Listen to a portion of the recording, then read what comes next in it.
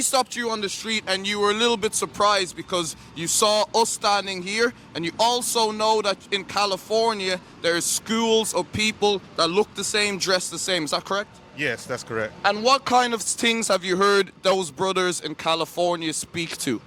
I haven't really heard them speak, but I see them every day, and they're well organized, and it seems like they have a lot of good structure going on with that. Okay. So do you believe in the Bible? Do you have any sense of spirituality, believing in God?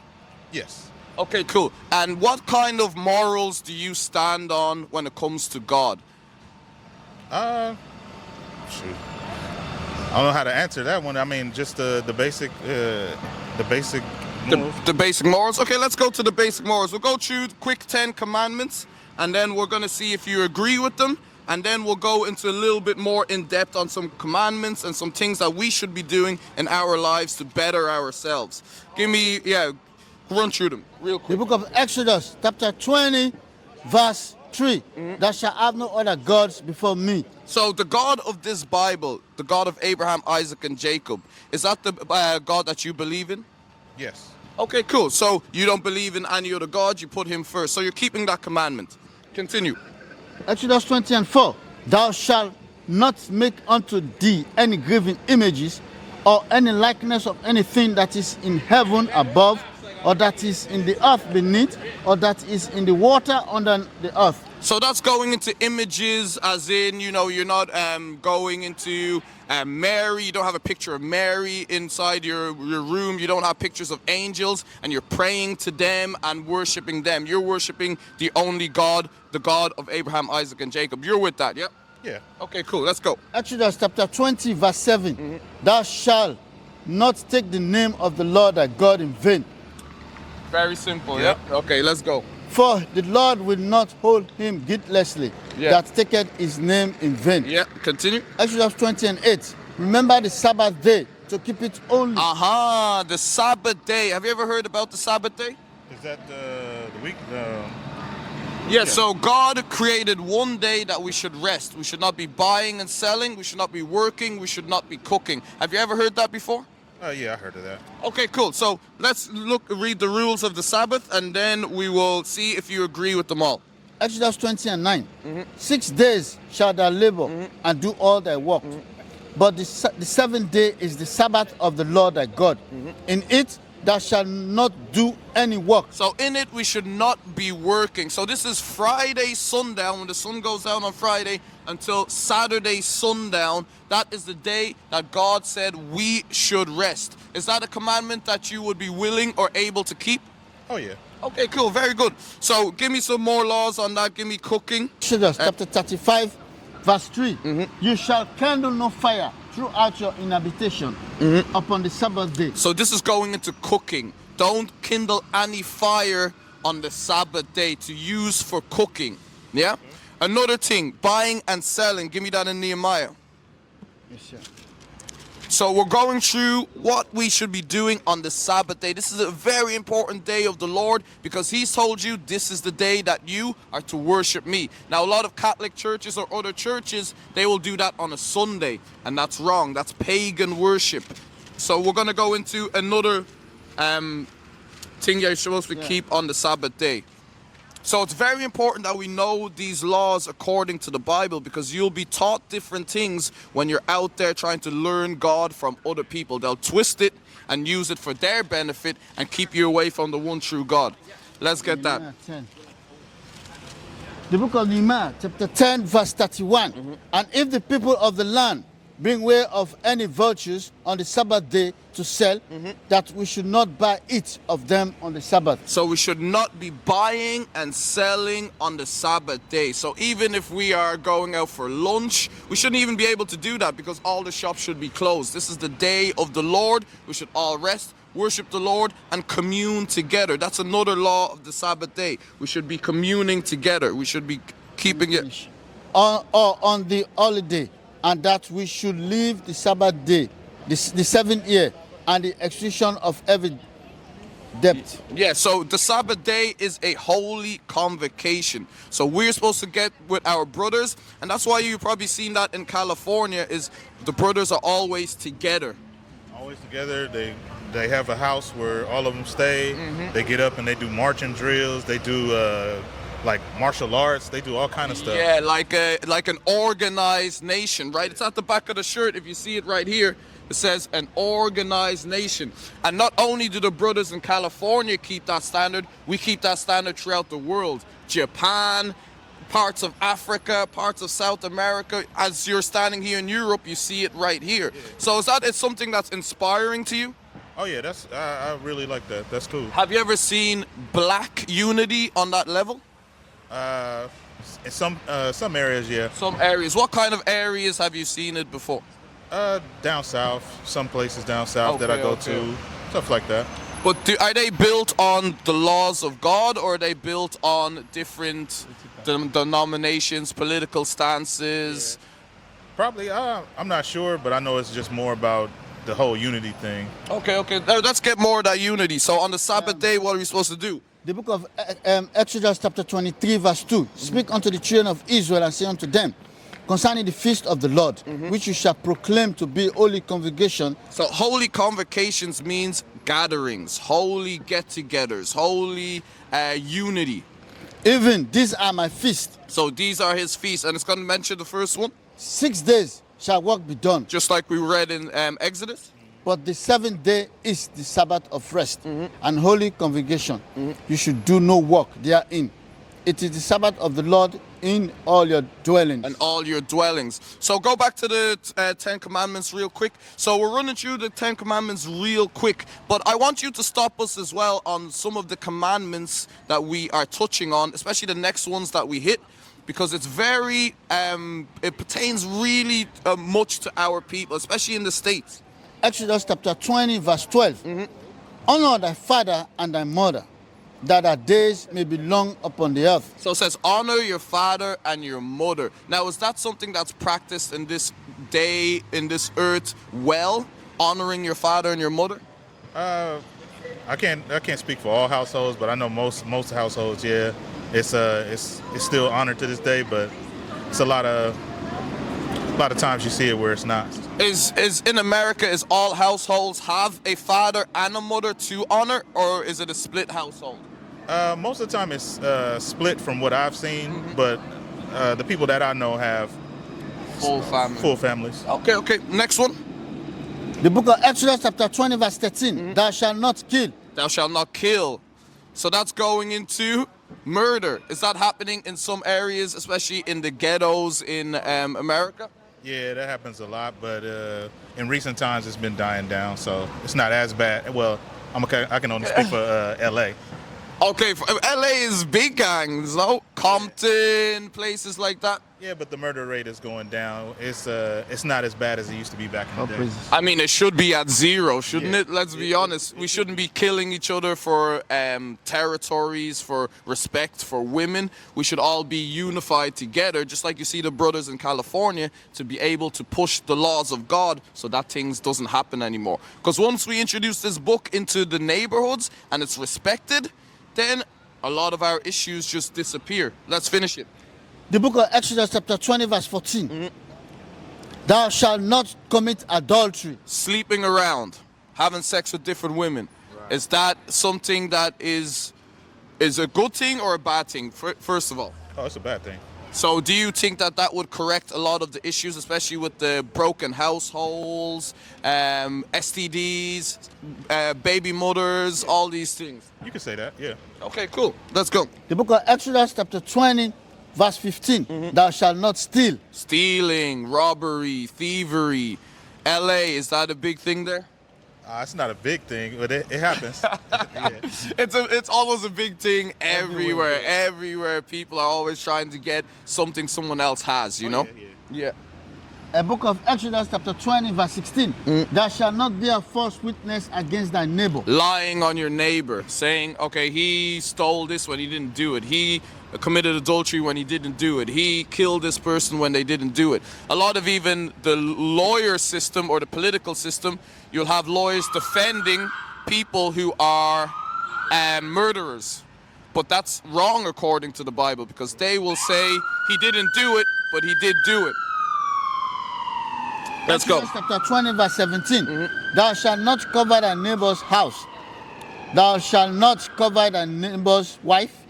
None is made servant. Okay, yeah, so we don't covet your neighbor's wife, so don't envy what your neighbor has and want to have it.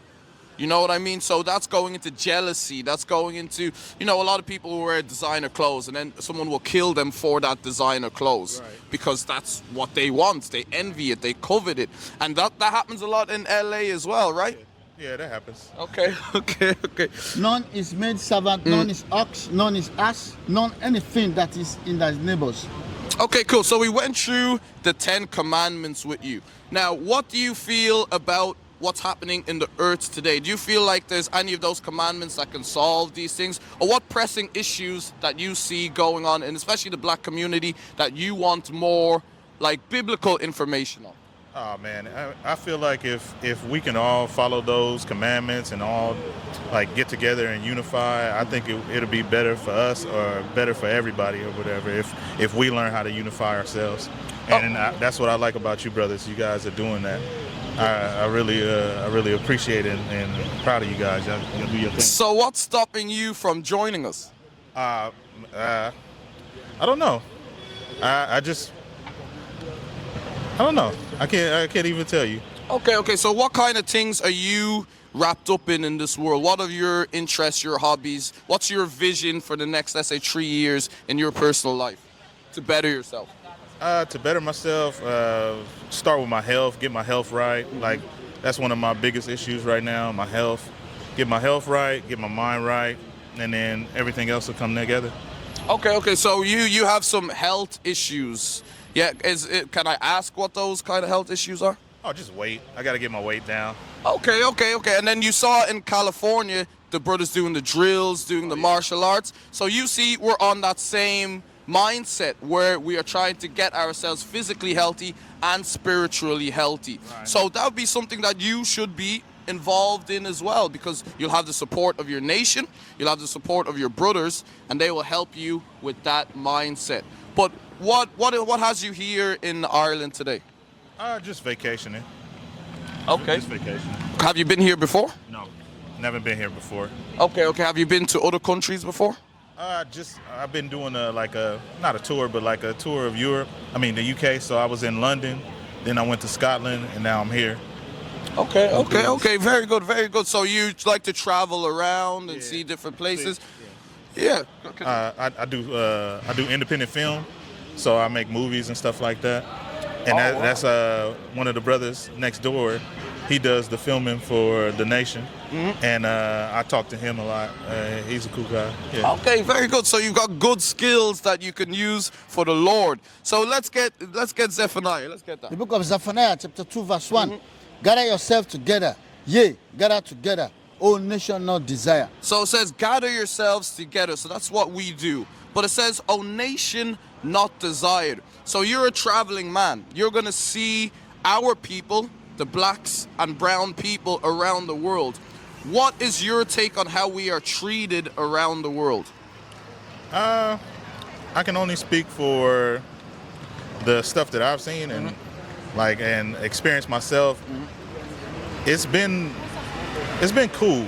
I can't speak for other people, but I know I'm a tourist, so I see it from a different lens. I don't live here, so my treatment has been cool. I've seen certain things where people seem racist or something like that, but I haven't really experienced to where it's that bad.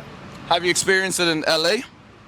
In LA, it's certain places, certain areas you go to where you get judged by your appearance and stuff like that. But you just gotta, as black people, we always persevere. So you learn how to deal with it, learn how to get around those things, and live your life the best way you can. Do you think that that's a correct thing to be happening to our people? Because here on, a lot of people say we're all the same people, we're all together, we should be all unified. But everywhere you go, you'll see that the black and brown people are on the bottom. They are the most oppressed communities and all those, everywhere you go. Here, LA, you've probably been to Scotland, you'll see the same treatment. It's a little bit more I would say, undercover now than it used to be. But that, have you probably heard the school to prison pipeline in America? Oh yeah, I heard about that. Yeah. And you also heard like segregation or like apartheid in Africa. Different things that happen to our people that didn't happen to all other nations of the earth, right? Right. But how is that here? How is that here? Well, what happens here is it's a little bit more under wraps. So what will happen is if you walk into all the affluent jobs or the places that have really good financial systems, etc., you won't see a lot of our people working there, even though we are qualified to do that. Why? Because nations look after nations. You walk into an Indian restaurant, do you see black people working there? Probably not. No, you see Indian working there. Go into a Chinese restaurant, do you see black people working there? No. Yeah. They take care of their own. So when we are in these other communities and societies, we don't actually do that. We don't take care of our own. We don't build. And that's why God is letting us know the only way we're going to build is under the commandments. Give me that in Deuteronomy. What do you have there? You have something? Yeah, I gotta repent. No, give me Deuteronomy, because everything that's happening to us is a curse on our people.